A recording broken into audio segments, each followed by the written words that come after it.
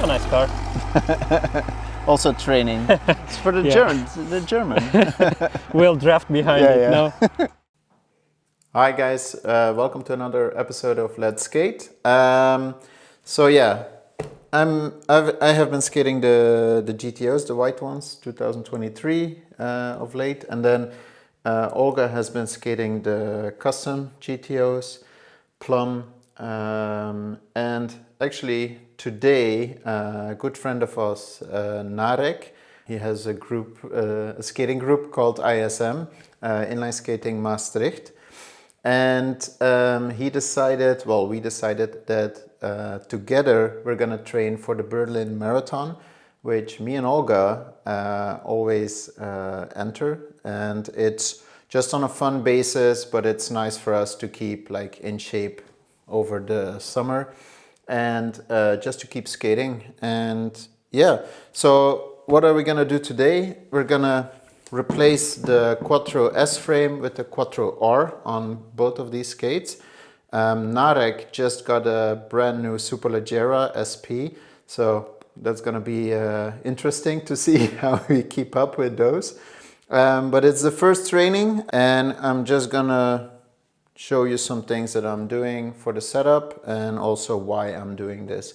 So let's head over there and put some skates together. So first things first, we're gonna take off these Quattro S frames, which is the 84-90 millimeter setup, which is my favorite setup for the Quattro, for any type of normal skating. And we're gonna swap it with the amazing Quattro R. So the Quattro R is just a bit different actually. So it's for marathon skating or speed skating, or any like endurance skating. And with the normal Quattro, the S, so the front wheels have a different diameter than the back wheels, and that's to gain like all the space needed in the back and to make them steer different. With speed skating or marathon, you don't need to really like be very maneuverable, so it's mainly just going very fast and being very low. So what we did was, on the outer, it's a 110 millimeter wheel, and on the inner, it's a 100 wheel. So basically what that does is it brings down the center of like gravity on the, how do you call it, in Dutch we say the ball of the foot, like the bottom of the foot. So that has the most control during skating. And then the front wheels and the back wheels, they actually kind of stick almost through the line of the boot. You will see this later on. And that makes it like that, yeah, you have the feeling of like sitting very low and very like being still very agile with the frame. But yeah, it's a very solid frame and very fast frame. So yeah, it's a pretty cool setup. So I'm gonna skate these. These are actually my training setup. Why do we not have the Symetrics wheels on there? Simple reason, for actual proper speed skating, you just need a wheel that is actually fully manufactured for speed skating.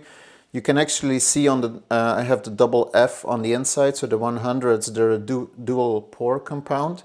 So it has an inner rim. On these you can actually see it. And that makes the wheel, like it gives it a different character. So with a double push, you can actually gain more momentum with this inner ring on the inside. So that has a different durometer than the outer ring. It's the same for the matter wheels. I'm actually skating the Code Whites. I like those wheels. They're supposed to be more for track only. Yeah, because of the hardness, I have the F0 88A. That's perfect for me. Normally I skate a 90A hardness durometer, and yeah, these are perfect for me for speed skating, and I have a lot of control. I don't like a lot of flex in a wheel, so I really want to have like a stiff, like good solid wheel.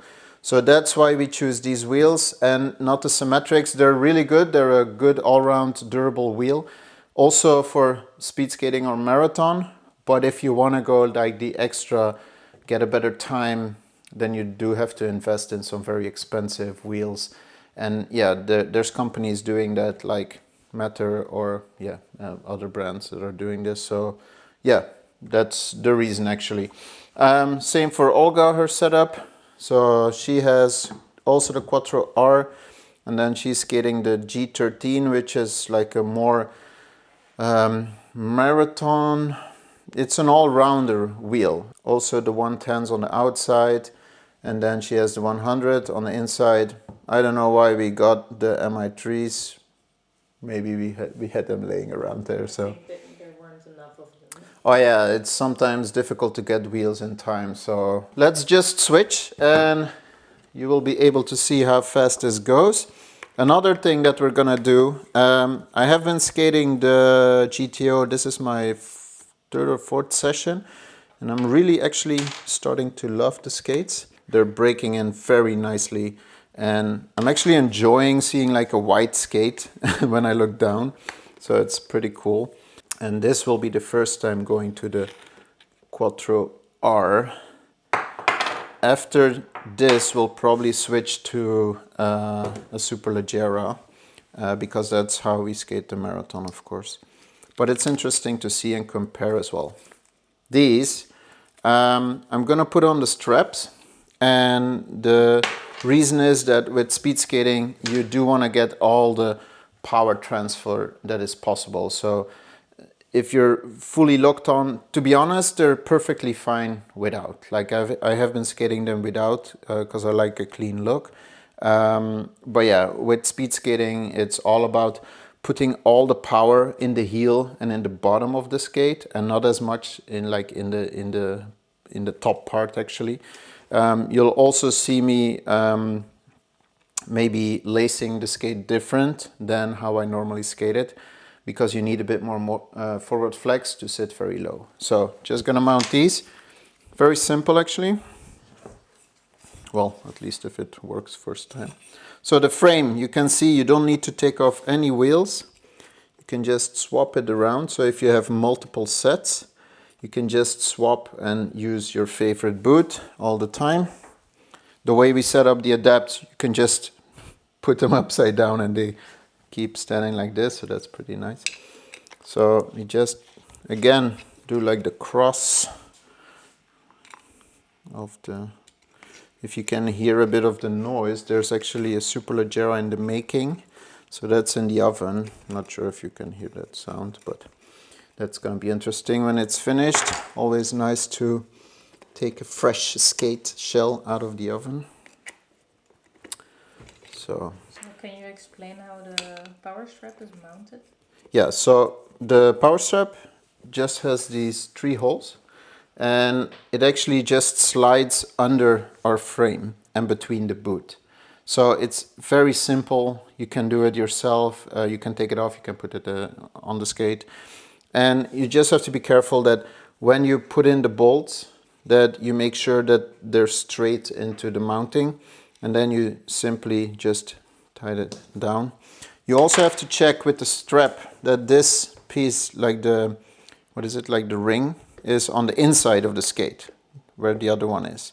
I also have to do the straps, because for 3 sessions I did not cut the straps, and it's something me and Olga are complaining about, and then I forgot to do it myself. So now I have these super long straps. So every time like I have been skating, I was like, no. Oh. That's a pretty cool setup, if you ask me. So I just checked on how much I need to cut, put on the skates, like pulled on the strap, and I actually have to cut out quite a lot. So the important thing is that you cut just after, so towards the end of the strap, after the stitching line. So if you cut in the front, you're actually losing the stitching line. So you just need to cut after. And I have to cut this entire piece.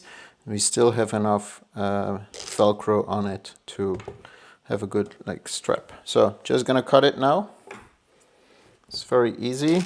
Just take the strap like this.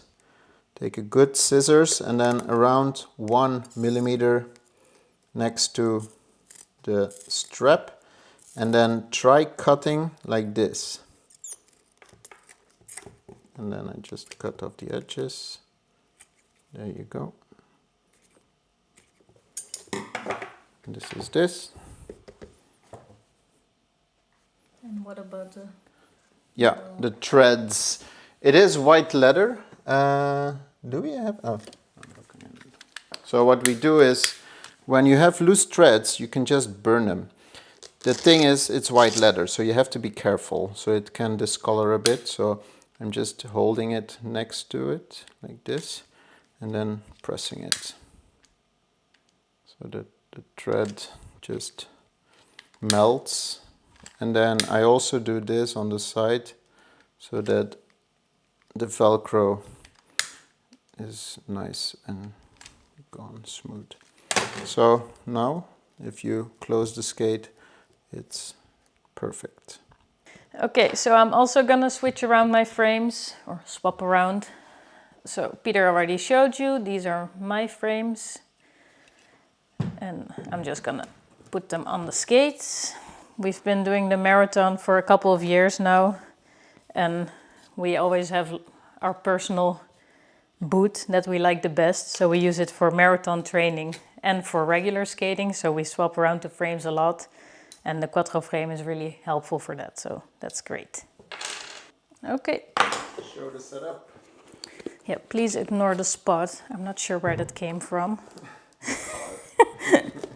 It annoys the hell out of me. But ta-da! So we're here today at the practice area in Maastricht. This is Narek. He's gonna train with us. Hello. And yeah, we're really looking forward to skating more and more together and trying to maybe up our game. I need to lose weight. You need to. What do you need to do? Not. You're good. No, I need to work on my lower back. Lower back issues. Yeah. We're all old and we're just doing this for fun, but we also are competitive. So Yeah, we both are. yeah, and so as you guys already know, I'm on the GTOs for now.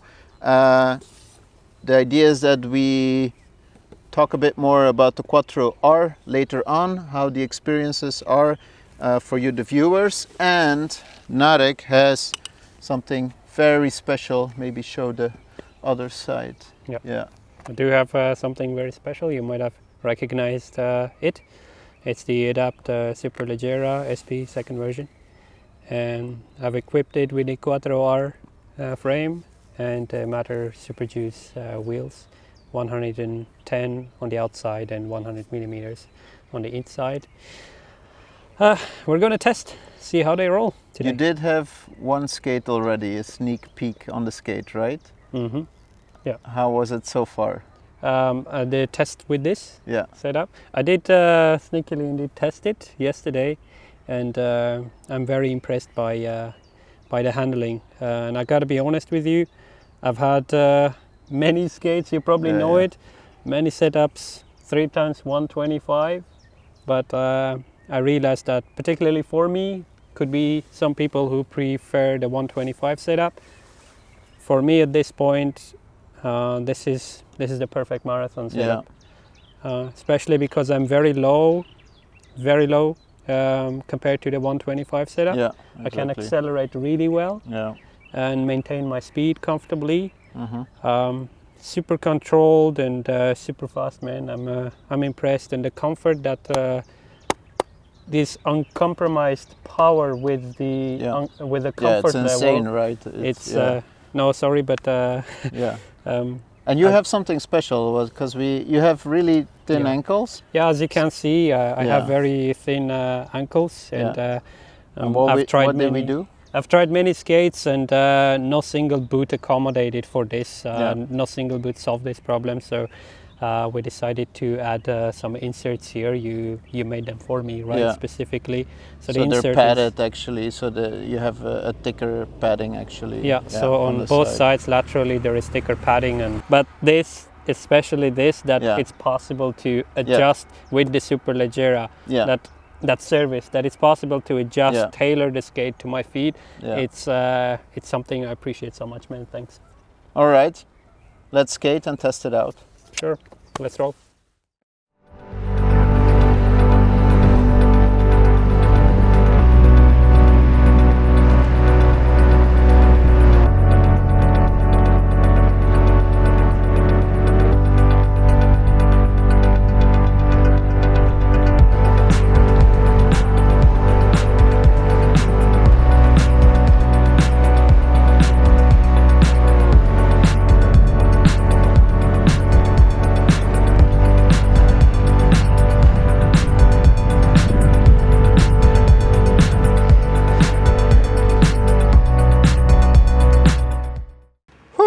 So we just had like the break-in of the brand new skates actually. Well, for Narek, and mine are already broken in, let's say.